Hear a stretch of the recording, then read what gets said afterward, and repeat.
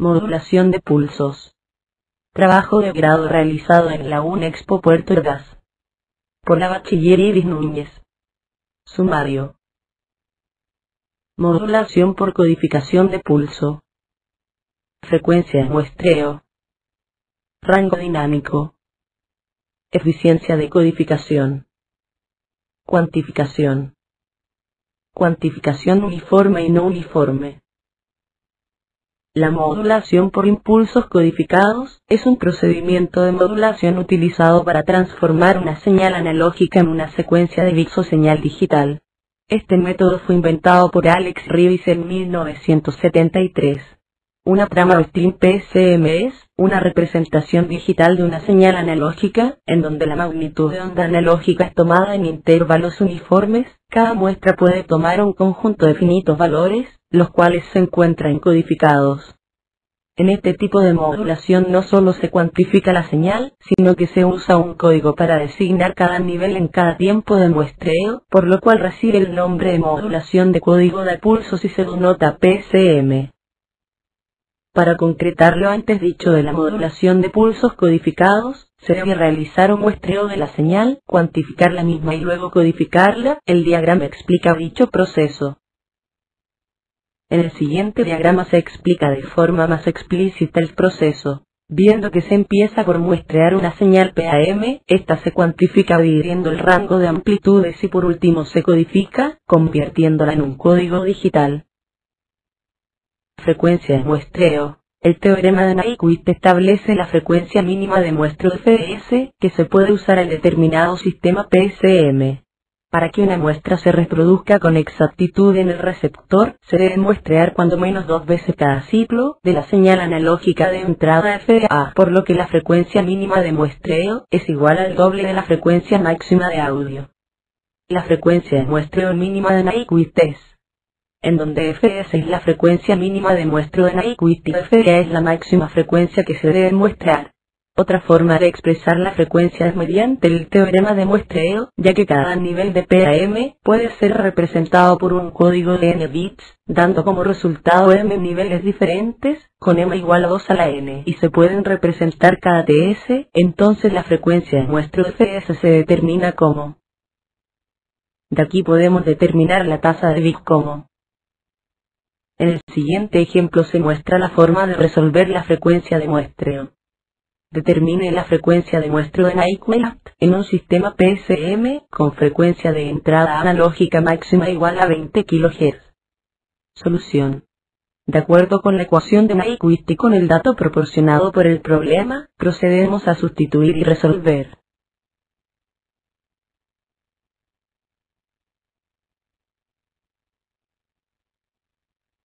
El rango dinámico es la relación de la amplitud máxima posible entre la mínima posible que puede decodificar el DAC.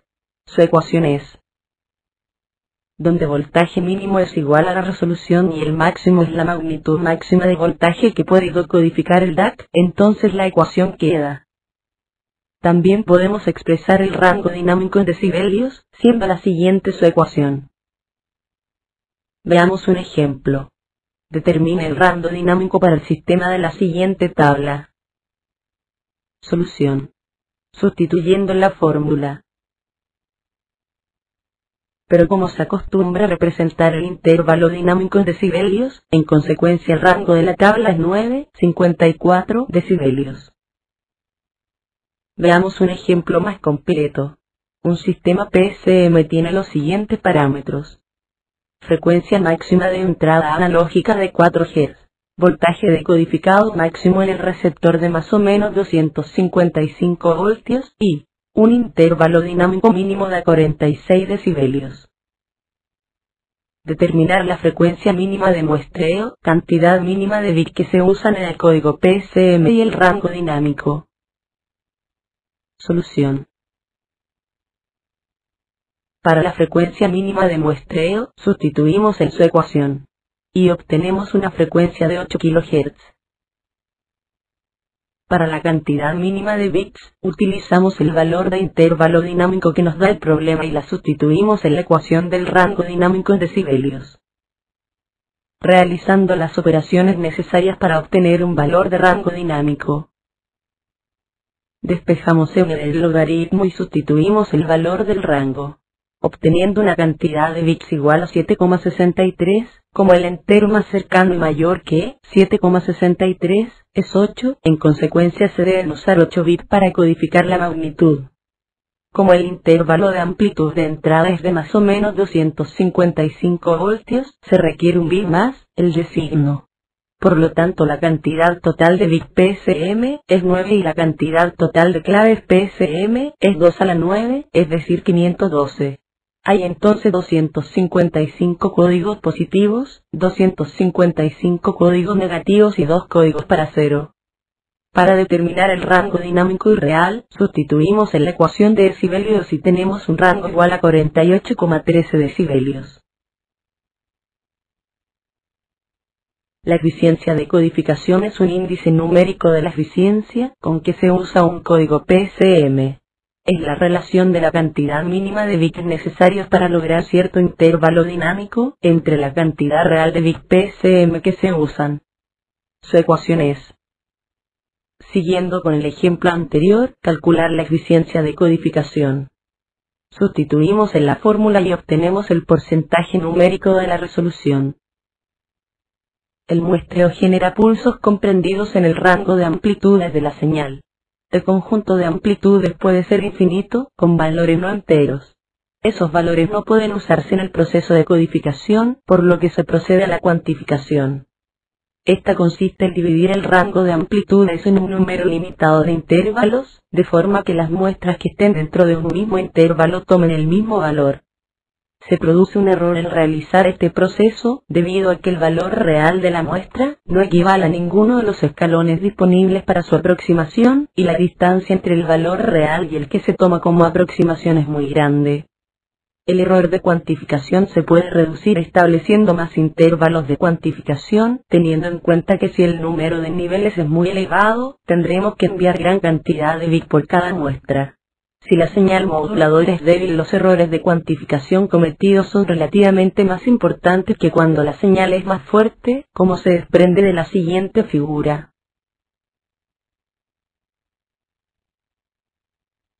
Para disminuir el error de cuantificación se utilizan distintos tipos de esta. Cuantificación uniforme o lineal. Cuantificación no uniforme o no lineal. Cuantificación logarítmica. Cuantificación vectorial. Cuantificación uniforme y no uniforme. Uniforme. La cuantificación es uniforme cuando los niveles de cuantificación están espaciados uniformemente, o dicho de otra manera, cuando los escalones tienen la misma altura. En esta se utiliza un bitrate constante, es decir, la distancia entre los niveles de reconstrucción es siempre la misma. El máximo error que se puede presentar en este tipo de cuantificación es de L entre 2, siendo L el cuanto nivel de cuantificación. El problema de la cuantificación uniforme es que el error de cuantificación es igual para cualquier amplitud de muestra, por lo que la relación señal-ruido empeora para niveles pequeños de la señal de entrada. Para amplitudes muy pequeñas, el error de cuantificación es casi tan grande como las muestras.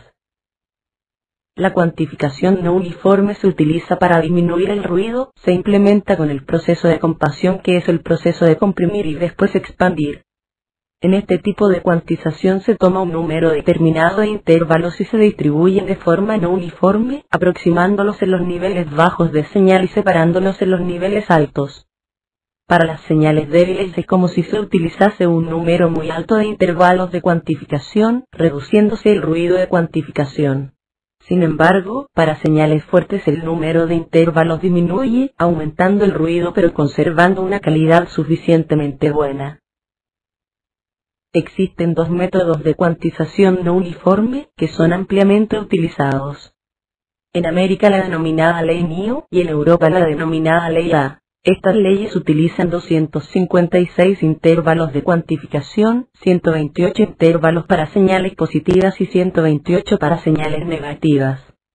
Están formadas por 16 segmentos, de los cuales 4 centrales están alineados, por lo que se consideran uno solo numerado como intervalo 7, reduciéndose de 16 a 13 segmentos. Cada uno de los segmentos está subdividido en otros 16 intervalos de cuantificación iguales entre sí, pero desiguales de unos segmentos a otros, excepto en los 4 segmentos centrales en los que son iguales. La ley Newton se puede determinar mediante la ecuación, donde se debe cumplir que W sub 1 sea mayor o igual a 1. Y Newton es un parámetro constante positivo. La ley A se puede determinar por la ecuación, donde A es una constante positiva, comúnmente toma valores de 87,6. La ley A y la ley Newton ambas tienen una densidad más alta en niveles de cuantificación, alrededor del nivel de amplitud 0, y ambas emplean la técnica de codificación de 8 bits, difieren solo en los valores reales de amplitud escogidos como sus respectivos niveles de cuantificación. Continuará.